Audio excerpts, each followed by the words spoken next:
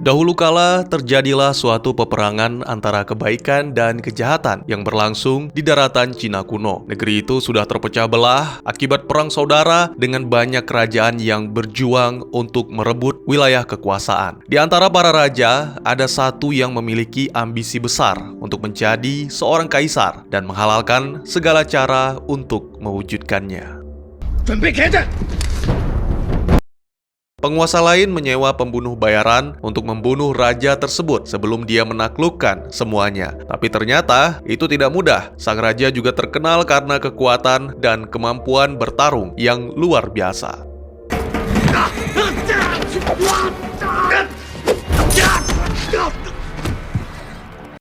Merasa marah dengan kelicikan tersebut, sang raja memerintahkan jenderal untuk memulai serangan malam itu juga. Seluruh wilayah musuh disapu bersih, satu demi satu, kerajaan runtuh, dan siapapun yang menolak tunduk akan dibunuh. Seluruh negeri menjadi miliknya. Kini dia adalah kaisar agung yang memerintah di bawah langit. Penderitaan pun dimulai. Kaisar memperbudak semua musuh yang ditaklukkan untuk membangun tembok besar. Yang kuat akan dipaksa kerja tanpa henti, sedangkan yang lemah atau yang mati akan dikubur di dasar pondasi. Belum cukup sampai di situ, Kaisar mengumpulkan para ahli sihir untuk mengajarkannya menguasai 5 elemen: api, air, tanah, kayu, dan logam. Dengan kekuatan yang tak terbatas itu, Kaisar menjadi semakin tak tertandingi. Namun meskipun demikian, dia tidak mampu mencegah dirinya menjadi tua. Oleh karena itu, demi mengalahkan musuh terakhir, yaitu kematian, Sang Kaisar Agung mengirim sahabat sekaligus orang kepercayaannya, yaitu Jenderal Mingguo, untuk mencari penyihir tersakti yang menurut rumor mengetahui rahasia keabadian. Penyihir itu bernama Ziyuan. Ming sama sekali tidak menyangka bahwa sang penyihir sakti adalah seorang wanita yang luar biasa. Sehingga tidak hanya jenderal, tapi sang kaisar pun dibuat terpesona. Bahkan kaisar sampai membuat peraturan, tidak ada satu laki-laki pun yang boleh menyentuh Ziyuan kecuali kaisar. Ziyuan tidak memiliki rahasia keabadian, tapi dia mengetahui di mana bisa mendapatkannya. Kembali, Kaisar memerintahkan Jenderal Ming menemani Ziyuan menuju ke Biara Turfan yang terletak di perbatasan wilayah barat. Di sana ada pustaka kuno, yang mana diyakini Ziyuan sebagai tempat rahasia keabadian berada. Inilah yang mereka cari, kitab tulang peramal yang telah lama hilang. Apa yang Kaisar inginkan ada di sini bersama dengan kekuatan dan sihir-sihir lain yang tidak pernah terbayangkan. Tentu Kaisar merasa sangat gembira dengan penemuan tersebut, dan sebagai imbalan, Ziyuan boleh meminta apapun. Namun sangat mengejutkan, wanita itu meminta agar bisa hidup bahagia dengan orang yang dicinta, yaitu Jenderal Ming. Sehingga setelah ritual dan merasakan sesuatu pada tubuhnya, Kaisar mengajak Ziyuan menyaksikan hukuman mati sang jenderal. Sebenarnya Jenderal Ming bisa saja diampuni asal Ziyuan mau menjadi ratu. Namun wanita itu mengetahui bahwa ucapan tersebut hanyalah dusta, dan akhirnya setelah Jenderal Ming mati, Kaisar langsung menikam Ziyuan. 与国民地府相见吧。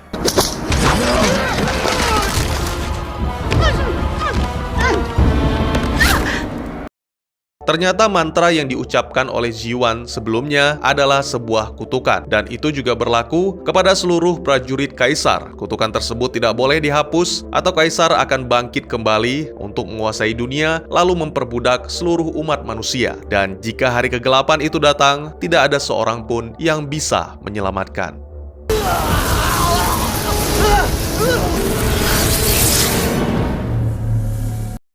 Bukan opening, tapi sepenggal kisah pembuka dari film yang akan saya ceritakan. Tapi kok panjang kali, Bang?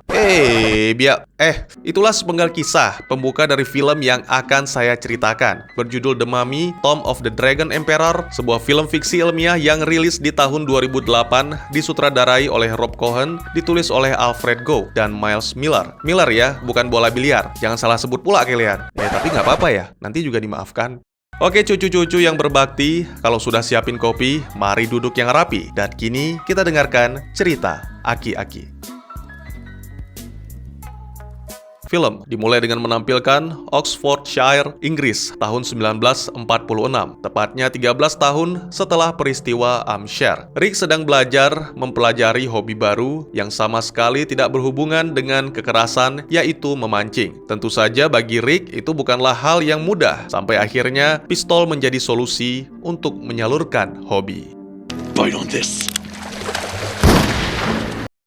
Kebetulan saat itu Evie tidak berada di rumah karena sedang menghadiri jumpa fans. Ya, kini Evie adalah seorang penulis terkenal. Kisah petualangannya dituangkan ke dalam sebuah novel yang berjudul The Mummy dan The Mummy Returns. Dua buku itu laku keras dan bahkan banyak pembaca yang berharap Evie bisa melanjutkan kisahnya. Ya, kehidupan keluarga O'Connell pasca Hampshire dan Perang Dunia menjadi lebih sejahtera. Tapi sayangnya tidak seromantis dulu karena mungkin sedang disibukkan dengan urusan masing-masing. Bahkan, putra mereka, Alex, yang kini telah dewasa, terasa semakin jauh. Sudah 3 kali Evie mengirimkan Alex surat dalam bulan ini, tapi tak ada satupun yang dibalas. Oh, trout. Ya, saat ini Alex sedang berada di provinsi Ningxia, Cina. Bersama timnya, pemuda itu sedang melakukan penggalian yang mana bertujuan untuk menemukan pintu masuk ke makam kuno. Alex juga mendapat dukungan Profesor Roger Wilson sebagai perantara dari donatur. Makam yang ditemukan Alex tidak lain dan tidak bukan adalah makam Kaisar Naga. Itu membuat donatur merasa senang. Apalagi tak lama berselang, salah satu penggali berhasil menemukan pintu masuk.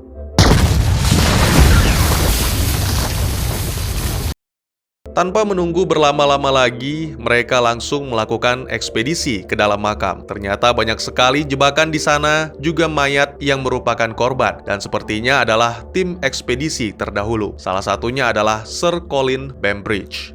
Sir Colin Bembridge.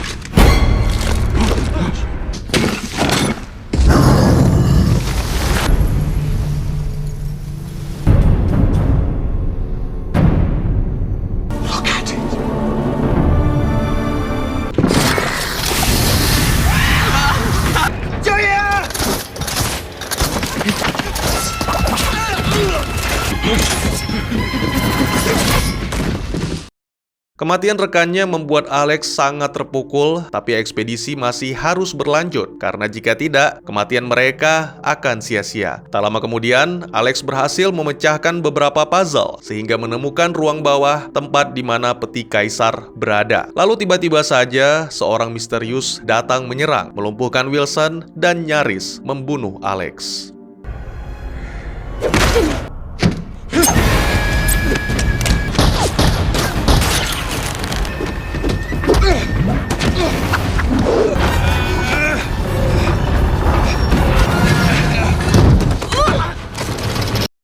Ternyata yang menyerang mereka adalah seorang gadis. Mengetahui hal itu, Alex menghentikan serangan dan membiarkan si gadis misterius kabur. Karena masih ada hal penting yang perlu mereka lakukan dengan penemuan benda bersejarah yang mungkin akan menggemparkan dunia. Kembali ke pasutri jagoan kita. Beberapa hari kemudian, mereka mendapat kunjungan dari seorang utusan Departemen Luar Negeri. Pria itu menginginkan Rick dan Evie mengantarkan benda kuno yang disebut dengan Eye of Shangri-La atau Mata Shangri-La yang menurut legenda bisa menunjukkan jalan menuju ke kolam keabadian. Benda itu diselundupkan dari Cina pada tahun 1940. Oleh karena itu, pemerintah ingin mengembalikannya untuk diletakkan di Museum Shanghai demi membangun hubungan baik dengan Cina. Rick dan Evie memang telah meninggalkan urusan spionase dan memutuskan untuk pensiun. Tapi sepertinya mereka sama-sama tergiur dengan misi tersebut sehingga menemui saudara tercinta yaitu Jonathan dijadikan sebagai alasan. Ya, kini Jonathan berada di Shanghai. Sama halnya seperti Rick dan Evie, kehidupan Jonathan pun juga menjadi lebih sejahtera. Dia membuka sebuah klub malam yang diberi nama Imhotep's. Malam itu para warga Cina sedang merayakan Tahun Baru 1947. Jonathan mendapat kunjungan dari Alex. Dari percakapan mereka, kita mengetahui bahwa Alex sebenarnya telah berhenti kuliah demi melakukan ekspedisi. Dan itu sangat mengkhawatirkan karena akan segera diketahui oleh Rick dan Evie. pasca penemuan makam dan mumi Kaisar Naga diumumkan. Tapi ternyata tidak perlu menunggu selama itu, karena tak lama berselang, tiba-tiba pasutri itu sudah tiba di klub Jonathan dan menemukan Alex yang sedang dihajar oleh seorang pria. Tentu saja, Rick langsung menghentikan perkelahian tersebut demi menyelamatkan putranya. Dan sangat mengejutkan, ternyata orang yang menghajar Alex adalah seorang teman lama dan rekan seperjuangan Rick ketika bergabung di Legion Prancis bernama Mad Dog Maguire. Pria itu menjelaskan tentang permasalahan yang mana Alex menjadi sumbernya dengan menggoda seluruh wanita termasuk kekasih Maguire. Namun Alex sendiri membantah, sama sekali tidak merasa bersalah dan akhirnya pergi dengan perasaan marah. Dengan saling menyalahkan, permasalahan tidak akan selesai. Oleh karena itu, Rick dan Evie sepakat untuk bekerja sama mendekati Alex demi menemukan solusi. Dimulai dengan mengucapkan selamat atas penemuan Alex, sekaligus bertemu dengan Profesor Roger Wilson untuk menyerahkan Eye of Shangri-La. Alex berharap orang tuanya tidak membangunkan mumi yang ditemukan, karena penemuan tersebut sangat penting dan merupakan pencapaian terbesarnya. Namun sayangnya, kenyataan berkata lain. Roger datang bersama dengan Jenderal Yang dan Kolonel Choi, memaksa Evie untuk mentranslate kalimat yang tertulis pada Eye of Shangri-La, lalu Rick dipaksa untuk membuka peti Kaisar Naga. Read the inscription, now! Only a drop of blood from a person of pure heart can open the eye. Alex kembali bertemu dengan gadis misterius. Gadis itu bernama Lynn dan cuma itu yang bisa dijelaskan saat ini karena nyawa orang tua Alex dalam bahaya. Hanya darah seorang berhati murni yang bisa membuka Eye of Shangri-La, dan salah satu yang cocok dengan kriteria tersebut adalah Evie yang rela mati demi keluarga. Ternyata Eye of Shangri-La berisi tetesan air dari kolam keabadian. Jenderal akan menggunakannya untuk menghapus kutukan Kaisar Naga.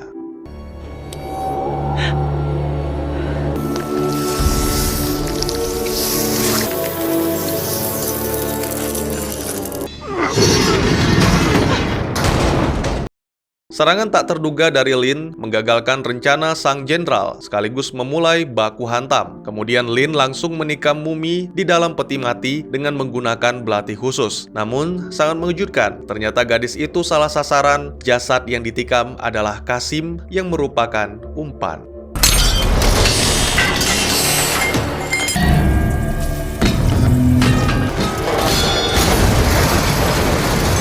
Here we go again. Cairan Shangri-La mengenai patung pengendali kuda yang ternyata adalah Kaisar Naga. Merasa terancam, sang kaisar langsung menggunakan elemen api membakar apapun yang ada di hadapannya kecuali Jenderal Yang karena mendedikasikan hidupnya sebagai pelayan. Sedangkan Roger tewas seketika akibat kepalanya dipenggal. Aksi kejar-kejaran pun kembali dimulai, tapi kali ini kelompok Rick yang mengejar mumi. Dan ya, aksi itu pastinya belum lengkap tanpa Jonathan. No!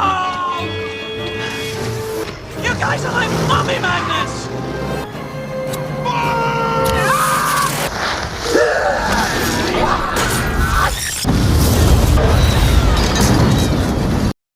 Meskipun seluruh tubuhnya diselimuti tanah liat, namun sama sekali tidak membuat sang Kaisar Naga melambat. Akhirnya kelompok Rick gagal menangkap mumi itu, begitu pula dengan Alex dan Lynn yang sama-sama berakhir di festival perayaan Tahun Baru Cina.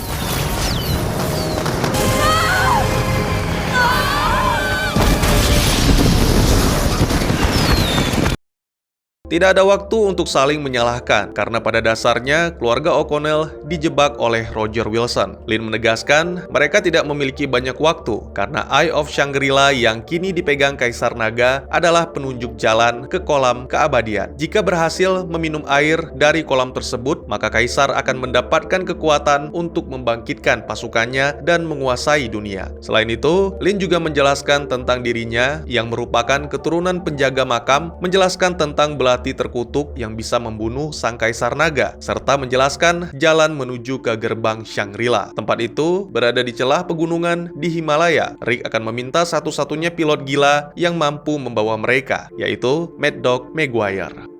I know just the mad dog for the job. Seperti yang dikatakan Lin, mereka harus berpacu dengan waktu sehingga perjalanan pun segera dilakukan. Dengan pesawat ala kadarnya, Mad Dog mengantarkan mereka ke pegunungan Himalaya. Pria itu menegaskan bahwa dia selalu mengutamakan keselamatan, tapi pada kenyataannya, pesawat itu tidak memiliki sabuk pengaman, sehingga pernyataan tersebut hanya sekedar gurauan yang tidak menyenangkan. Nobody move! Nobody move! Nobody move! Setelah pendaratan buruk serta aroma muntahan sapi yang sangat bau, kelompok Rick langsung memulai petualangan dengan bantuan Lin sebagai penunjuk jalan. Sesuai dengan dugaan, ternyata mereka tidak sendirian karena Maguire melaporkan bahwa pesawat yang membawa pasukan jenderal baru saja melakukan pendaratan. Jonathan, wake up! What? Pada malam harinya, Rick memutuskan untuk beristirahat. Di momen ini, Evie membuka perbincangan dengan putranya untuk mengetahui tentang perasaan Alex terhadap Lin dan bagaimana hubungan Alex dengan para gadis. Ternyata pemuda itu tidak jauh berbeda dengan sang ayah. Ayolah Bu, jangan menanyakan hal yang tidak ingin ibu ketahui jawabannya. Selain itu ditampilkan juga sedikit pertengkaran dua muda-mudi layaknya FTV, yang mana berpura-pura saling membenci, padahal sebenarnya itu adalah awal dari cinta yang bersemi. Expression is kick my ass. Lagi-lagi, sesuai dengan yang dikatakan Lin, jika memulai perjalanan saat fajar, maka sore harinya mereka akan tiba. Inilah dia kuil dengan menara emas yang menjadi gerbang untuk menuju ke kolam keabadian Shangri-La. The gateway of Shangri-La. Sangat disayangkan, komunikasi Rick dengan Alex masih belum membaik. Dua lelaki itu bukannya mengatur rencana, tapi malah berdebat soal senjata. Satu-satunya rencana Rick adalah menyerang habis-habisan sampai Kaisar benar-benar hancur. Dan jika masih gagal, maka menara emas harus diruntuhkan. Sementara para lelaki berdebat, dua wanita, Evie dan Lin, menyiapkan dinamit. Evie yakin rencana tersebut akan berhasil, karena keluarganya sudah sangat berpengalaman dalam mengalahkan mumi. Tak lama kemudian, Jenderal Yang dan pasukannya datang. Sesuai dengan rencana, semuanya memang menyerang secara bersamaan, namun sayangnya sang Kaisar tidak muncul. Yang ada, kini malah kelompok Rick dalam kondisi terpojok, akibat para tentara menyerang dengan menggunakan bazooka.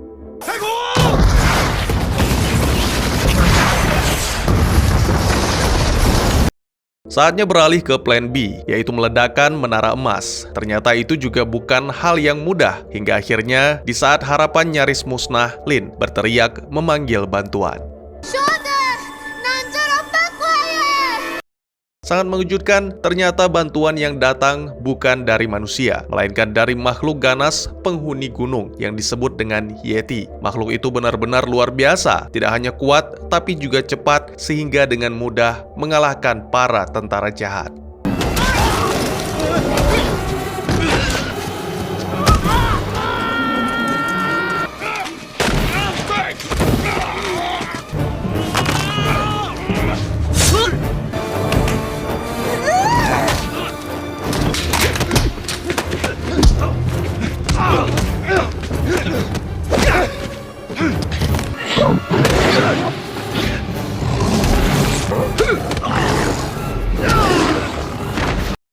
Merasa kecewa dengan jenderal dan para tentaranya, akhirnya Kaisar Han pun turun tangan. Dengan kekuatan sihir, dia mengusir para Yeti, menggagalkan semua usaha kelompok Rick, lalu membuka jalan menuju Shangri-La.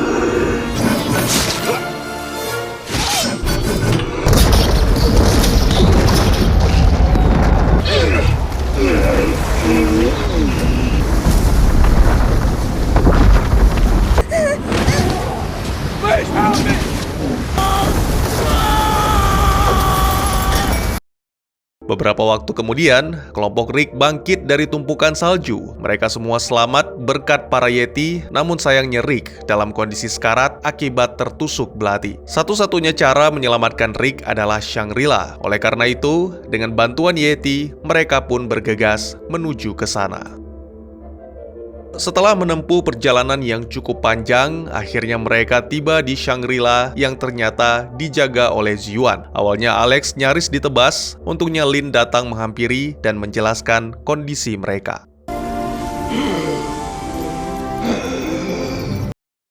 Beruntung Rick masih bisa diselamatkan dan kini dia sedang beristirahat. Sementara itu Jonathan sedang menikmati pemandangan Shangri-La. Tempat itu benar-benar luar biasa dan mungkin akan sangat cocok jika dibangun kasino. Alex sangat berterima kasih atas bantuan yang diberikan, sekaligus terkejut karena Ziyuan yang ada di hadapannya adalah penyihir yang mengutuk kaisar dan dia adalah ibunya Lin. Ya, mereka berdua adalah makhluk abadi yang telah menjaga makam selama lebih dari 2000 tahun. Semua berawal dari Ziyuan yang diselamatkan oleh Yeti dengan dibawa ke kolam abadi. Sang penyihir menjelaskan tentang Kaisar Han. Jika berhasil masuk ke kolam keabadian, Han tidak hanya mendapatkan kekuatan untuk membangkitkan pasukan, tapi juga mampu berubah menjadi makhluk yang paling mengerikan.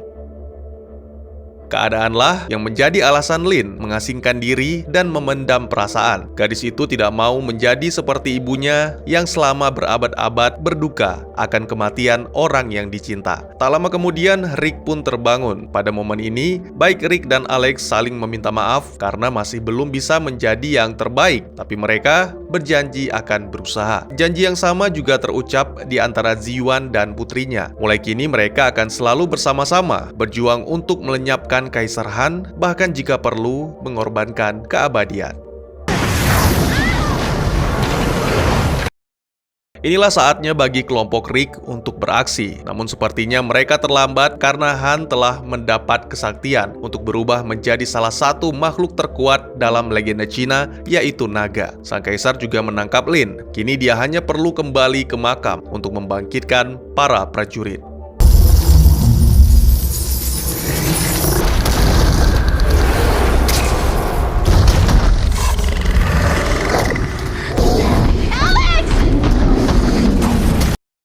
Yeti bisa menunjukkan jalan pintas menuruni gunung, sedangkan untuk mendahului kaisar, mereka kembali akan menggunakan jasa Maguire. Bagi Maguire, melihat naga dengan mata kepalanya sendiri merupakan sesuatu yang tidak bisa dipercaya. Haruskah aku berhenti minum, Rick?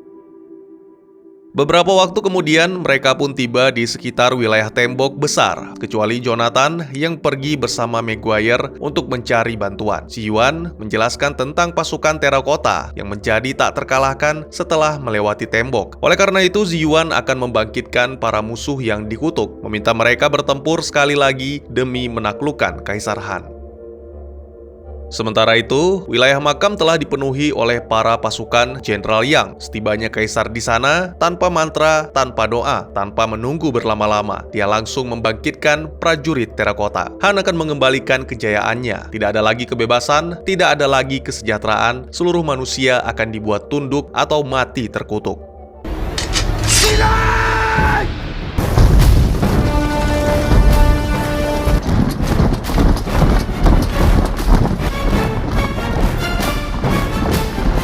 Bersamaan dengan itu, Ziyuan melakukan ritual dengan mengorbankan keabadiannya dan juga keabadian Lin demi membangkitkan para prajurit, pekerja, dan rakyat jelata yang tertindas oleh Kaisar Han. Kini saatnya bagi mereka untuk merebut kemenangan, untuk menegakkan keadilan, dan untuk melakukan pembalasan. To take your justice and to take your revenge!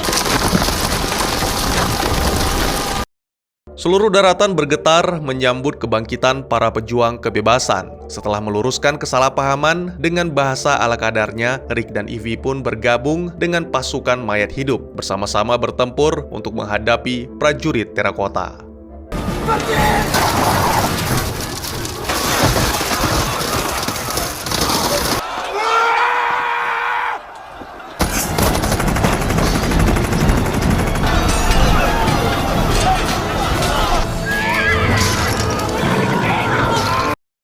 Sementara itu, Alex yang sejak awal menghilang menyelinap ke dalam barak untuk menyelamatkan Lin. Kembali ke pertempuran, Ziyuan akhirnya bisa berhadapan langsung dengan Han. Sangat disayangkan, wanita itu sudah tidak memiliki keabadian, sehingga dengan mudah dapat dikalahkan. Namun, sebelum itu, Ziyuan sempat merebut belati naga milik Han. 逆非不死之身。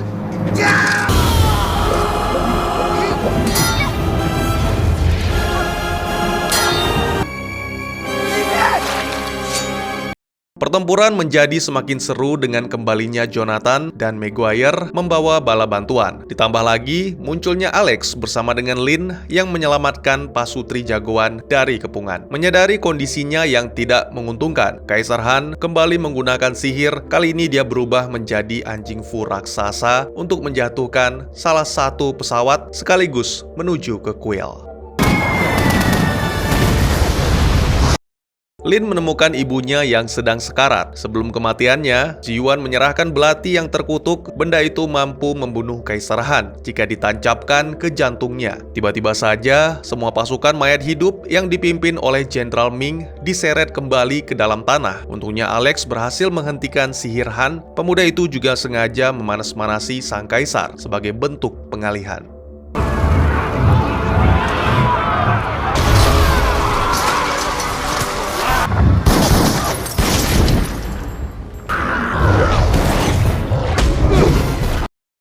Sementara itu, Jenderal Yang dan Kolonel Choi mencoba membantu Kaisar yang sedang dalam kesulitan. Untungnya Ivy berhasil menghadang, dibantu dengan Lin. Dua wanita itu melakukan kombinasi serangan yang luar biasa.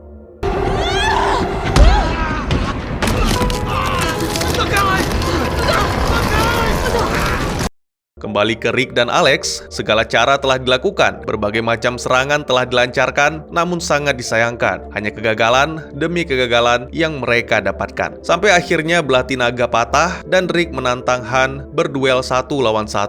Itu merupakan keputusan yang sangat fatal karena Kaisar sangat ahli dalam bela diri. Di saat terakhir, Rick menemukan patahan belati dan kode yang ditinggalkan Alex. Ternyata, itu adalah sebuah strategi untuk melakukan serangan terakhir yang mematikan. Enough tricks! Where's your honor? Fight like a man!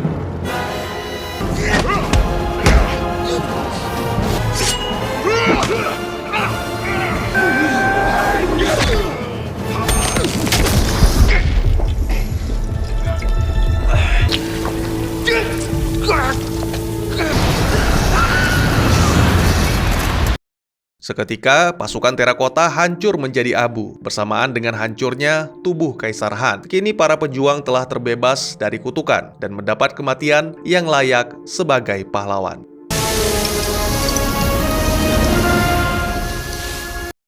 Film pun ditutup dengan menampilkan beberapa hari kemudian di klub Imoteps. Kini Maguire yang mengelola tempat itu sesuai janji Jonathan. Alex dan Lin sekarang resmi menjadi sepasang kekasih yang romantis, sama seperti pasutri jagoan kita, Rick dan Ivy. Lalu di mana Jonathan? Ya, pria yang super duper beruntung itu meninggalkan Shanghai demi menjauhi hal-hal yang berbau mumi. Lalu memulai kehidupan yang lebih baik di Peru. Tapi apa benar di Peru tidak ada mumi? Dan tamat.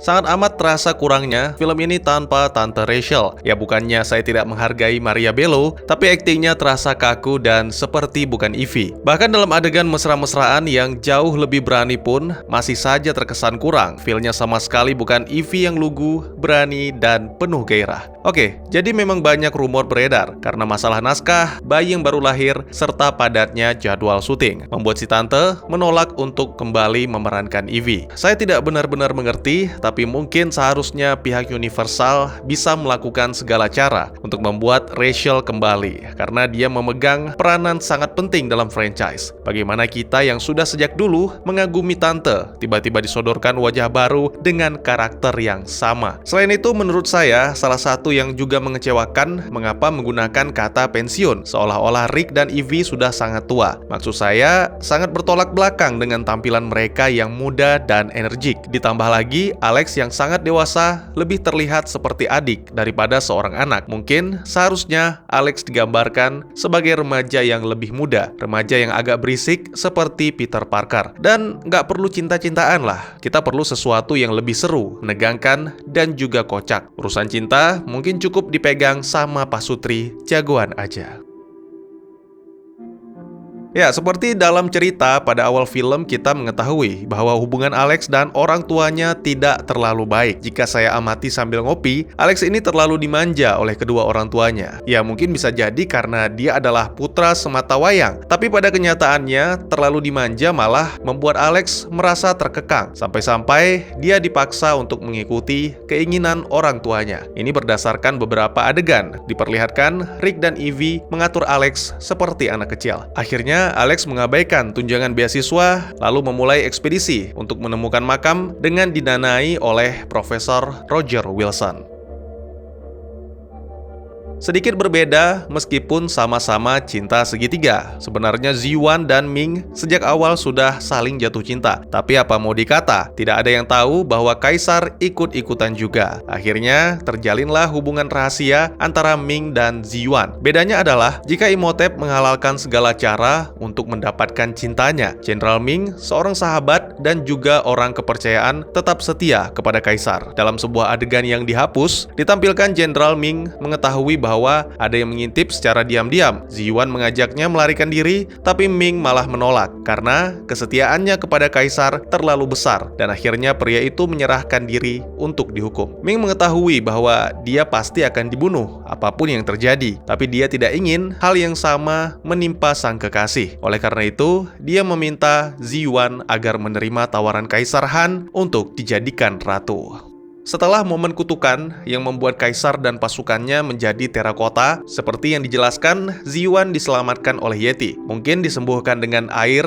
dari kolam Shangri-La, sama seperti Rick. Lalu, wanita itu melahirkan seorang putri, anak dari hubungannya dengan Jenderal Ming. Setelah Lin tumbuh dewasa, barulah mereka sama-sama memutuskan untuk menjadi abadi. Kemudian, dengan bantuan Yeti, Ziwan dan Lin membangun makam penuh jebakan untuk mengubur tubuh Kaisar dan para prajurit, serta mengawasi makam tersebut demi menjaga Kaisar tetap tersegel.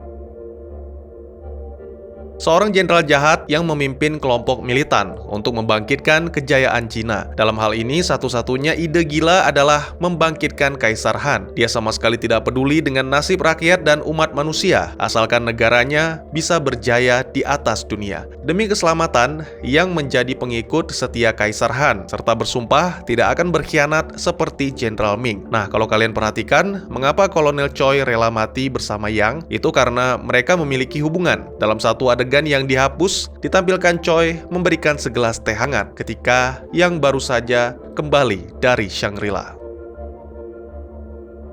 Salah satu yang tidak bisa dibantah adalah penghasilan yang diraup film ini. Tidak tanggung-tanggung, 403 juta US dollar. Pada bagian akhir, jika diperhatikan, ada isyarat yang menyatakan kemunculan mumi di Peru dalam beberapa waktu ke depan. Ya, dari hasil penelusuran sambil ngopi, akhirnya saya menemukan judul sequelnya, yaitu Rise of Aztec. Ini adalah film keempat The Mummy yang dijadwalkan rilis pada tahun 2014 dengan sutradara dan penulis yang sama dengan film ketiga. Rencananya masih dibintangi oleh aktor dan aktris yang sama dengan film sebelumnya, yang mana tentu Tante Rachel kemungkinan tidak kembali, serta beberapa karakter baru yang diperankan oleh Jeremy Irons, Scarlett Johansson, Bryce Dallas Howard, dan kabarnya yang jadi mumi itu Antonio Banderas.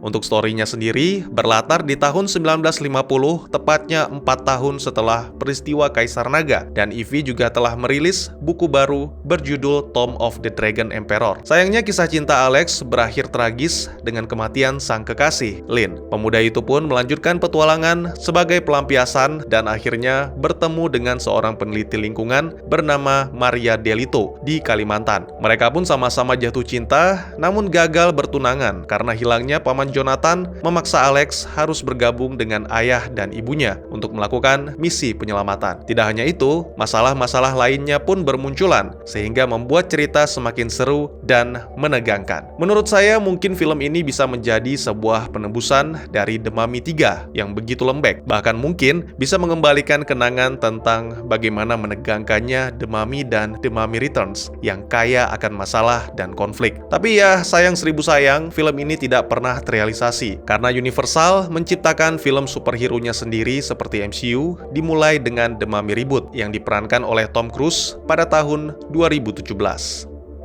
Mungkin segitu dulu teman-teman. Terima kasih buat yang sudah menyaksikan. Harap diingat, saya bukan orang pintar atau so tahu, tapi hanya mengungkapkan sesuatu sebagai bentuk dari berbagi ilmu yang mungkin bisa membantu teman-teman dalam memahami film. Yang tahu benar atau salah, tetap sutradara dan penulis naskah. Oleh karena itu, mohon maaf jika memang teori yang saya sampaikan salah. Dan jika teman-teman ingin berdiskusi atau ingin bertanya atau ingin merequest, bisa di kolom komentar dan juga bisa DM ke Instagram saya di @teguhgusto. Insya Allah pasti akan saya baca. Mari jadikan kolom komentar sebagai sarana penambah wawasan dan menciptakan jalinan persaudaraan, bukannya malah menjadikannya sebagai tempat pembulian sehingga menciptakan permusuhan. Jangan lupa untuk dukung terus channel ini dengan cara share, like, dan subscribe karena dukungan dari kalian sangat berharga bagi saya demi perkembangan channel ini. Saya Gusto, sampai jumpa di video selanjutnya. Tetap semangat, tetap bersyukur setiap hari. Dadah!